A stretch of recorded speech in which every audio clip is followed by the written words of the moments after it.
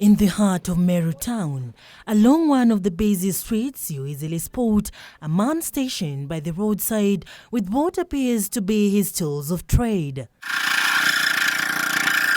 Armed with a generator and some protective glasses, Mohamed has become a natural in his craft. Mohamed has been a locksmith since 1998, and he says just like wine, his craft has continued to mature with age. Kwa sababu tulikuwa tunafanya na mkono, kwanza tulikuwa tunatumia vice kushika funguo. Tunashika vice, na kazi hii kwanza kabisa, kazi si kukata ufunguo duplicate.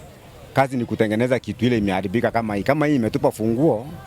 Uitengeneza sasa, hiyo ndio kazi na ndio unafaa kujifunza. For most people, losing a key can be quite a hassle, especially when you do not have a spare one.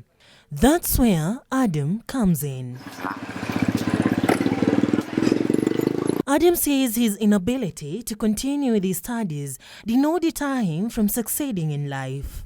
Alafu nilipenda hii kazi. Kwanza nilianza na kazi ya kushona viatu. Sasa yuko rafiki yangu niliona anafanya hii kazi na nikaona imsumbui sana, na tena ni kazi inahitaji ujuzi ya kiasi. Sasa alafu ndio nilianza mimi na nikafundishwa kama miaka 2. This has now been his bread and butter, schooling his children and supporting his family. Nimesomesha watoto wangu wote wamemaliza form 4.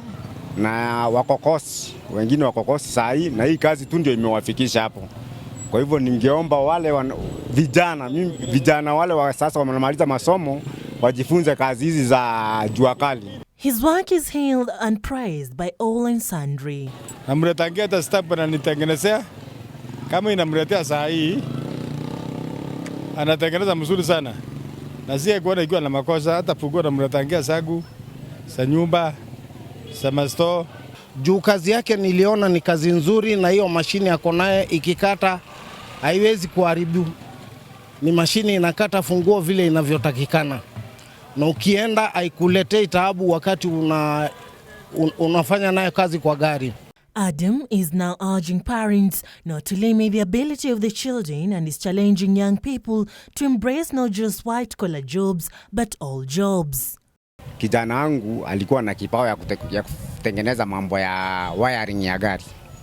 Na nikaona hiyo ndio kipawa ako naye, nilimpeleka huko na saa hii ni kama amemaliza na saa hii anafanya kazi. Kwa hivyo kama mtoto ako na kipawa usimzuie. They say change is inevitable, and Adam understands that he too must continue to adapt to technology by updating his tools of trade to continue making a living from his noble industry that continues to feed many. For Channel 1 News, I'm Sarafina Robi. Ukikata mara moja ukitoa roughness hiyo ukiingiza kwa kufuli inafungua.